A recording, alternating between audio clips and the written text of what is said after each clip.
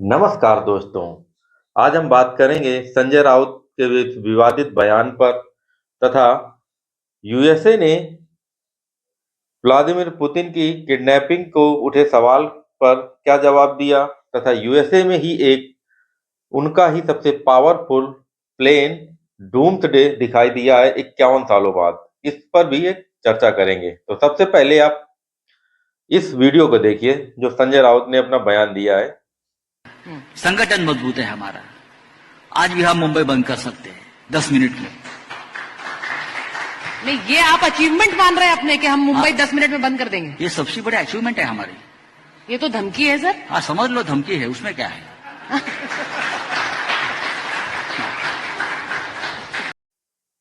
तो आप लोगों ने देखा कि संजय राउत ने खुले मंच पर आकर यह कहा है कि वो चाहे वो इतनी कैपेबिलिटी रखते हैं कि 10 मिनट में चाहे तो मुंबई बंद कर सकते हैं।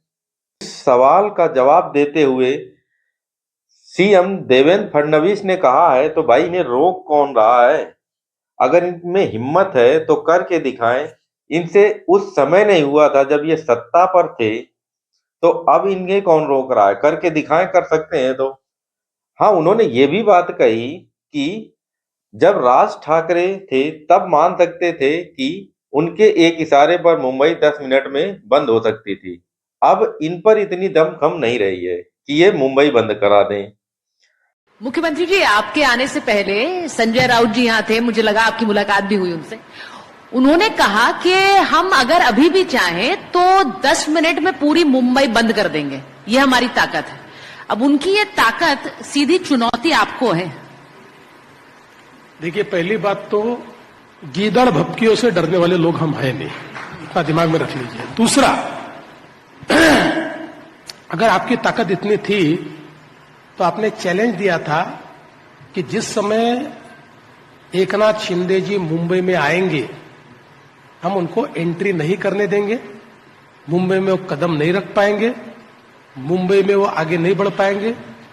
एकनाथ शिंदे जी मुंबई में आए, बकायदा 50 एमएलए के साथ आए, इसी मुंबई के रास्ते से, और तब तो ये सत्ता में थे, इसी मुंबई के रास्ते से हम चलते हुए राजभवन गए, हमने सरकार स्थापित की।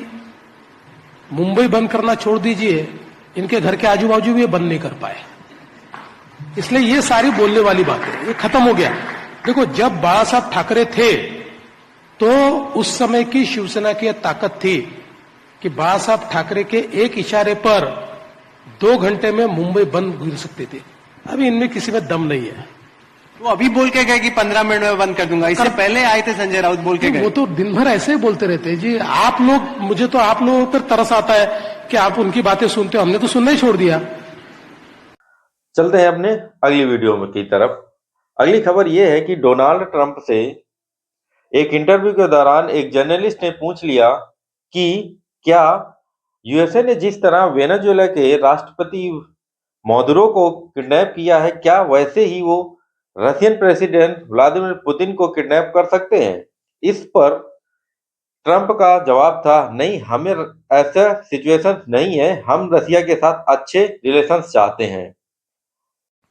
President Zelensky said that he was watching with the rest of the world as you made this order to go and capture Nicolas Maduro. And he said, if that's how it works with dictators, then the United States knows what to do next. Sounds like he wants you to go and capture Vladimir Putin. Would you ever order a mission to go and capture Vladimir Putin? Well, I don't think it's going to be necessary. I think we're going to have I've always had a great relationship with him. I'm very disappointed. I settled 8 wars. I thought this would be in the middle of the pack or maybe one of the easier ones. अगर Trump की इतनी ही क्षमता है, इतनी ही powerful army के साथ अपने आप को दिखाते हैं, तो जरा किसी अच्छे पावरफुल कंट्री लेवल वालों के साथ भिड़ के दिखाएं, तब इन्हें अपनी औकात का सही पता चलेगा। अगर इतना ही पावर है, अगर ट्रंप डरते नहीं किसी से, तो इतना अत्याचार यूक्रेन पर हो रहा है अकॉर्डिंग टू वेस्टर्न मीडिया, तो ट्रंप क्यों नहीं डायरेक्ट युद्ध में कूद जाते हैं? लेकिन नहीं, वहां नहीं करेंगे क्योंकि जानते हैं इसका परिणाम दुनिया को और उनके स्वयं के देश अमेरिका को क्या भुगतना पड़ेगा। तो ट्रंप उन्हीं देशों पर अपना दबदबा जताते हैं जो मिलिटरी कमजोर हैं और इकोनॉमिकली वीक हो सकते हैं, या फिर दुनिया पर उनकी हुकूमत का सिक्का नहीं चलता है। अब ग्रीनलैंड हो या फिर मैक्सिको हो या वेनेजुएला, या फिर आने वाले समय में ऐसे कई सारे देशों पर ये अपना कब्जा जताएंगे और अपनी पावर और स्ट्रेंथ को शोकेस करेंगे। लेकिन कभी भी ट्रंप रसिया और चाइना के साथ डायरेक्टली नहीं भिड़ेंगे। ये श्योर है कि आने वाले समय में चाइना जब ताइवान पर हमला करेगा तो ट्रंप दूर से बैठे नजारा देखेंगे, लेकिन कभी डायरेक्ट एक्शन नहीं लेंगे। दोस्तों, यह क्लिप दुनिया भर में वायरल हो गई।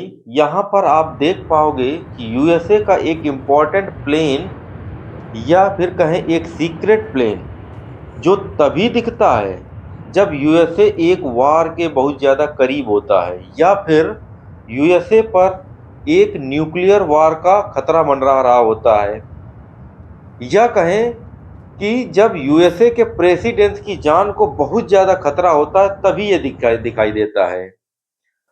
50 सालों के बाद एक बार फिर से इसको स्पॉट किया गया है, यानी कि देखा गया है।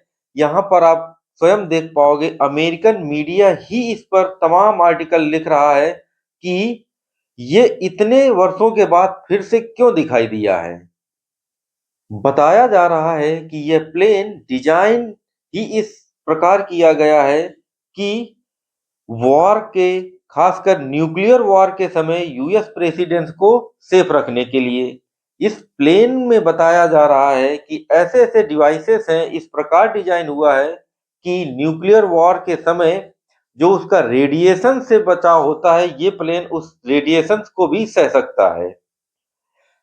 ऑब्वियसली अगर इसी पर न्यूक्लियर हमला कर दिया जाए तो फिर नहीं बचेगा, लेकिन इसको ना तो इंटरनेट के थ्रू कट किया जा सकता है किसी भी तरह।